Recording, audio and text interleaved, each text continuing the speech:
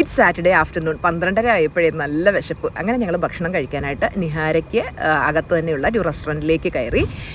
ഞങ്ങൾ റെസ്റ്റോറൻറ്റിലേക്ക് എത്തിയപ്പോൾ ആരും തന്നെ എത്തിയിട്ടുണ്ടായിരുന്നില്ല. 12:30 ആയപ്പോഴേ ഞങ്ങൾക്ക് വിശന്ന് തുടങ്ങി. കാര്യം രാവിലെ ബ്രേക്ക്ഫാസ്റ്റ് ട്രെയിനിൽ നിന്ന് കഴിച്ചതാണല്ലോ, പിന്നെ കാര്യമായിട്ടൊന്നും കഴിച്ചിട്ടുണ്ടായിരുന്നില്ല.